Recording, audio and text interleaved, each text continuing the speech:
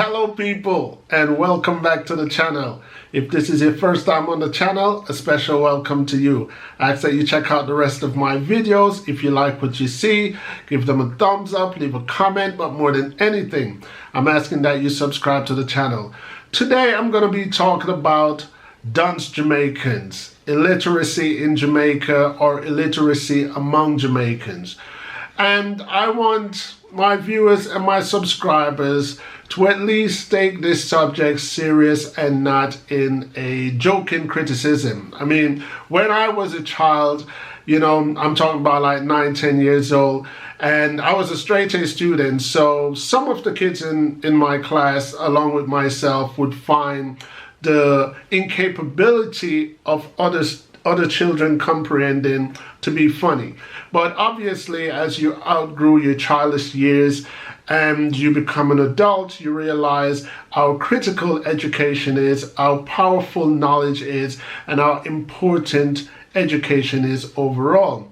I mean, a lot of Caribbean countries, include Jamaica, brags on the fact that their literacy rate is at this mark or that mark, but what I'm referring to today has very little to do with basic maths and reading and writing and knowing how to sign one's name or spell one's name. So I'm talking about the bigger picture. I'm talking about international knowledge. I'm talking about the politics of knowledge. I'm talking about the ins and outs of what's going on in one's country, in different sectors, and so on and so forth.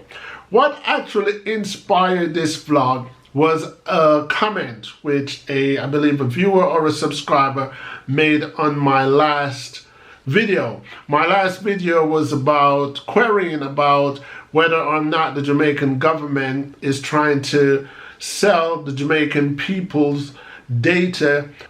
The response that this commenter made was branding me as a fool, an idiot, and the fact that I don't know what I'm talking about because Jamaica does not have a database.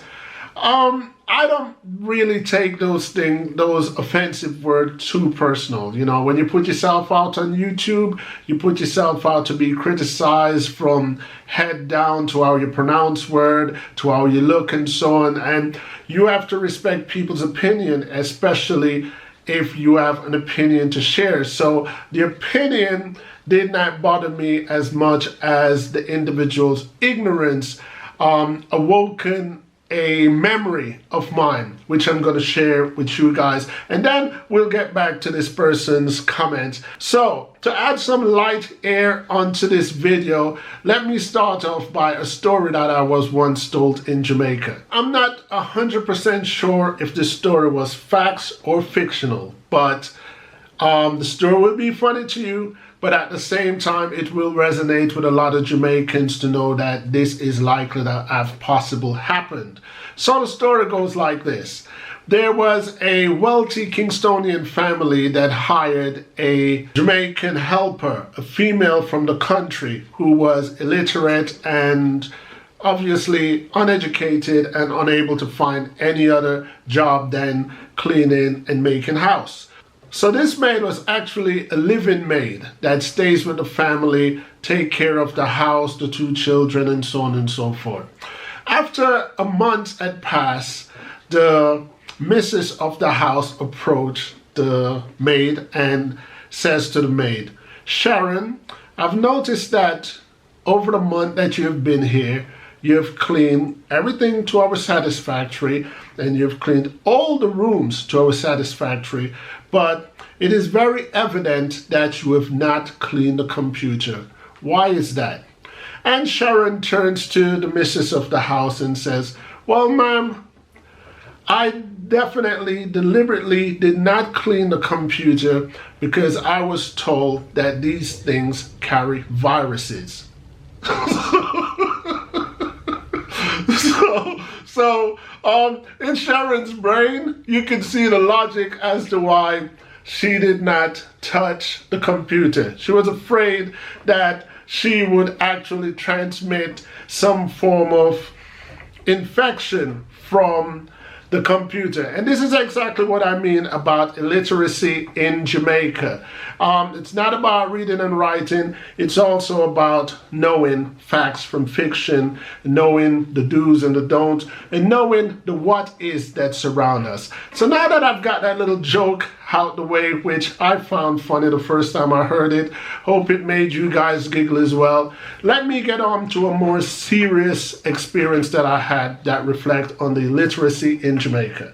A few years ago, when the drug muling between Jamaica and the United Kingdom was on a high, I decided that I wanted to do an article on what was going on, and I wanted to find out where it was coming from, who was doing it, and why they were doing it. Because there was so much news going on about people swallowing, people dying, and so on and so forth. So I thought it would be an interesting book or an interesting article if I actually get to know the ins and outs of this thing that's going on.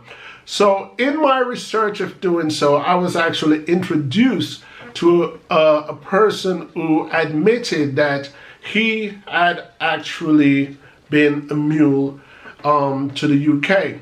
So one of my journalistic questions was pretty much, how old are you? And he was 24 years old.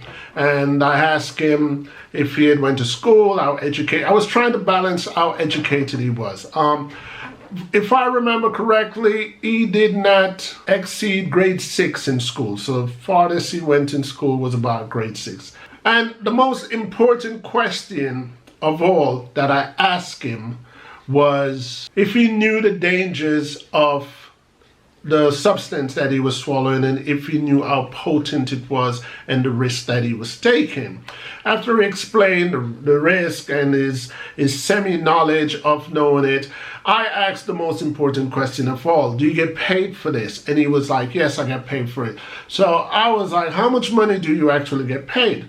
You know, so he was like, I get 5,000. So my question was, 5,000 what? 5,000 US, 5,000 British pounds, or what? So he was like, no, I get 5,000.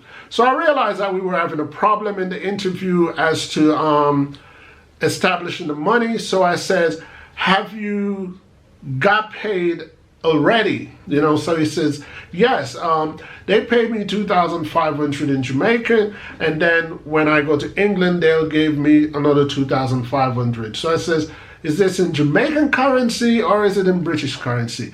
And he says, well, they gave me 2,500 in Jamaican currency. So I says, do you understand that the value of Jamaican currency versus the value of UK currency are not the same? And this guy was between 22, 24 years old. Yeah, he was about 22, 24. And at 22, 24, I quickly realized that a young man who is fairly enough to be called an adult did not understand the difference in value of a Great Britain pound against a Jamaican dollar or vice versa. And that just bothered me. I can't remember what happened, but I didn't publish the article. I definitely didn't publish any book about it. But I learned shockingly at that time that someone in their mid-20s did not know how to differentiate, he was not aware of monetary value, you know. And the next thing I did find out about him, that he could not count. And it was a shocker to me because, you know, called me isolated or called me sleeping under the rocks, but I kind of assumed that even if a person could not read or write, they could at least count, you know, especially when it comes to money, because in most monetary note, there is actually a number on it. So it was a shock and surprise to me that that kid could not count and he did not know the difference in financial exchange. Anyway, let's get on to the person who made the comment.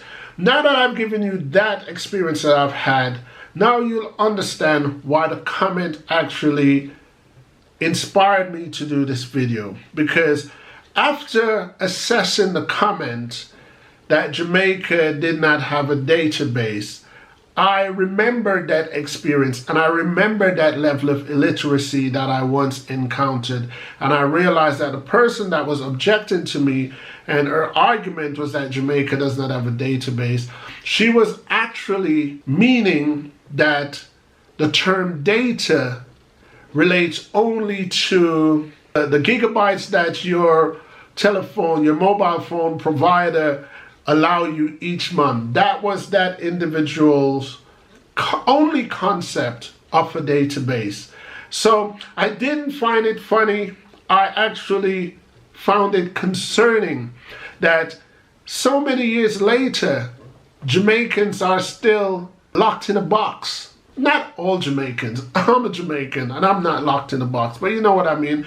I'm speaking for a lot of Jamaicans. I won't even go as far as saying most Jamaicans. I will just say a lot of Jamaicans are still in a box. You know, this individual did not know the definition of data or data bank or database. You know, and I tried my very best in my comment to be educational towards the person. Of course, I responded by putting her in line for being so offensive. I think I called her brick for brains, but I didn't go any further because my channel is all about educating. But I did give a few examples, you know, that I think I went as far as saying before there were computers, the world always had data.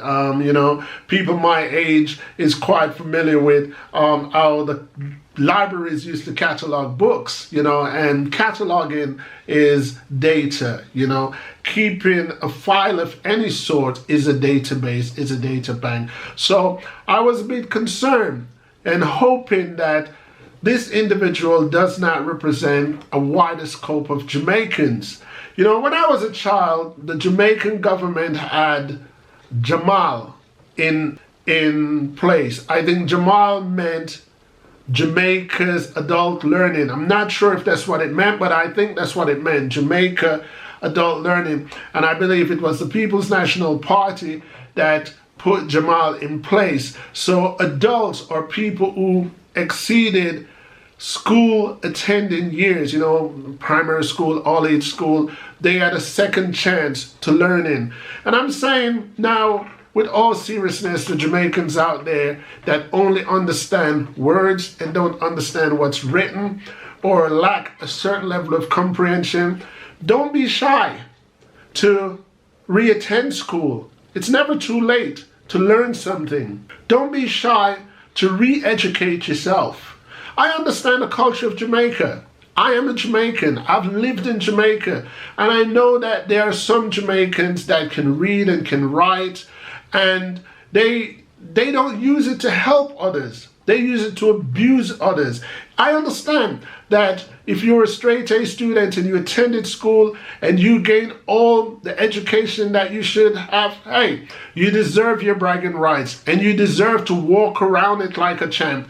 But at the same time, it's kind of useless if you're wise or you're educated and you just keep that to yourself. So I'm encouraging Jamaicans who may come across someone who's struggling to understand or comprehend, instead of insulting them or shunning them, do your very best in helping them. And I don't know if there is an equivalent to Jamal that's in Jamaica now. Of course I could have looked it up. I deliberately didn't look it up because I want my Jamaicans who are living in Jamaica to teach me something. So let me know, you know, and echo it in the comments. You know, let people who might be watching my channel know where in Jamaica they can find that second chance and where they can find a learning avenue.